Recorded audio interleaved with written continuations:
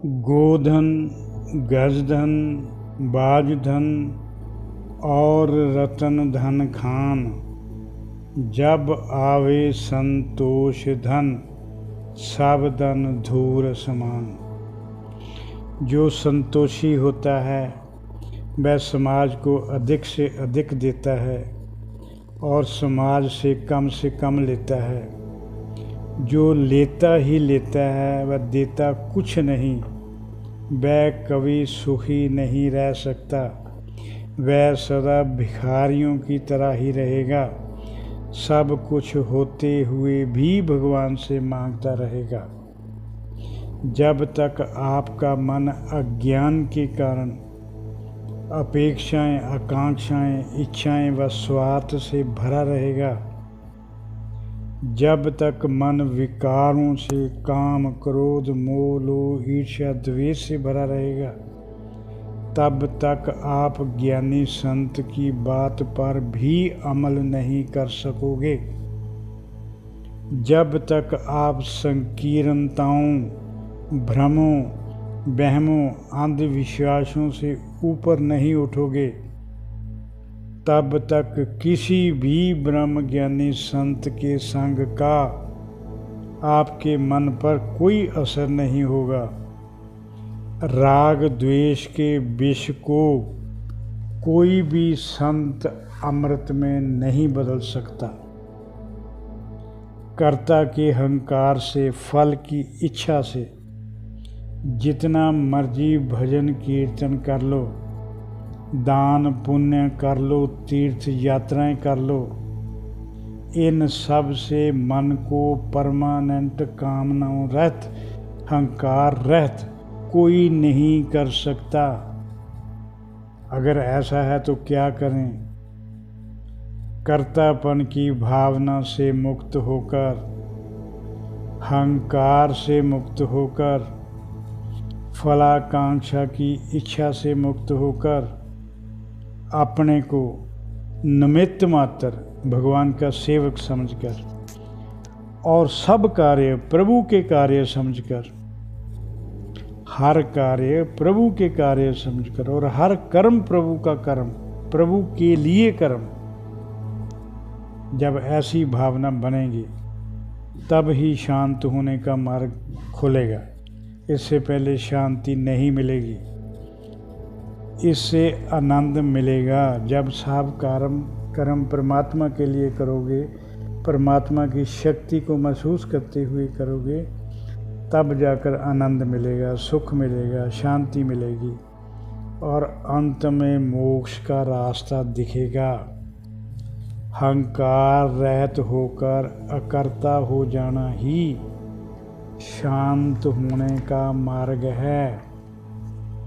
जब तक मन के विकार खत्म नहीं होते, जब तक अंतःकरण से काम, क्रोध, मोह, लोभ, अहंकार खत्म नहीं होते, तब तक आप इस संसार को अपनी भावना अनुसार देखना बंद करें, क्योंकि विकारों से भरे मन को संसार में कुछ भी सही दिखाई नहीं देगा।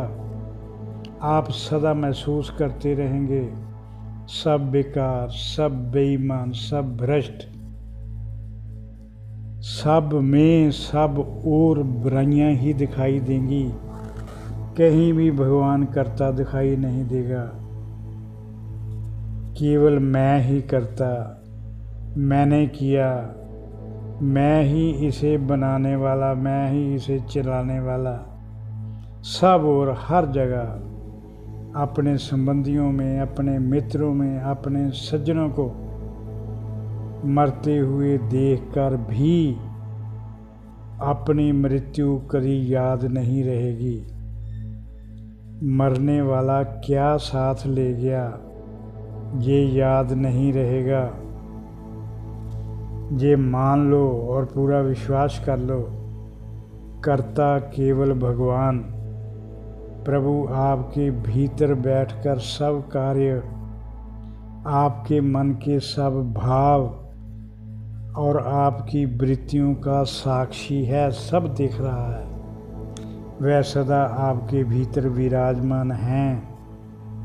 वही स्वर्ग में, धार्मिक स्थानों में, तीर्थ स्थानों में, पहाड़ी गुफों में कहीं छुप कर नहीं बैठा हुआ। भगवान स्वर्ग में, धार्मिक स्थानों में, तीर्थ स्थानों में, पहाड़ों की गुफों में कहीं छुप कर नहीं बैठा हुआ। वह हर आकृति के भीतर हर पल विराजमान है। हर चेतन आकृति जब तक जिंदा है तब तक भगवान उसमें विराजमान है। आप कहेंगे कि अगर भगवान भीतर विराजमान है तो दिखाई क्यों नहीं देता? जहाँ प्रभु बैठे हैं वहाँ आप ढूंढ नहीं रहे, वह आपके भीतर है, आप उसे बाहर ढूंढ रहे हो। अंतःकरण विकारों की धूली से भरा पड़ा है। मन का दर्पण पूरी तरह विकारों की धूली से ढका पड़ा है। पूरी तरह धूली से और गंदगी से ढके दर्पण से मुंह कभी दिखाई नहीं देता। बादलों से ढके आसमान में सूरज दिखाई नहीं देता। आपको अपने मन के विकारों व भ्रांतियों से मुक्त करना पड़ेगा। आपको अपने मन को अंधविश्वासों, वहमों, भ्रमों, भ्रांतियों से मुक्त करना पड़ेगा।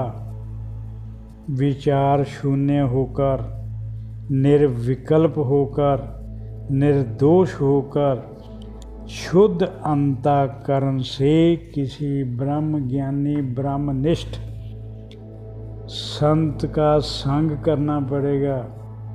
फिर आप खुद महसूस करोगे कि प्रभु कहीं गया हुआ नहीं था, कहीं छुपा हुआ नहीं था,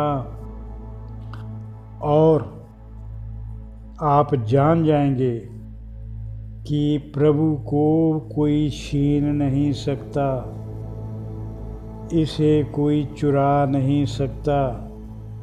अब ये मेरे शरीर से लुप्त गायब नहीं हो सकता। ये मेरे शरीर से लुप्त नहीं हो सकता। लुप्त मतलब गायब नहीं हो सकता। इसे ऊंची ऊंची आवाज़ें लगाकर पुकारना नहीं पड़ेगा।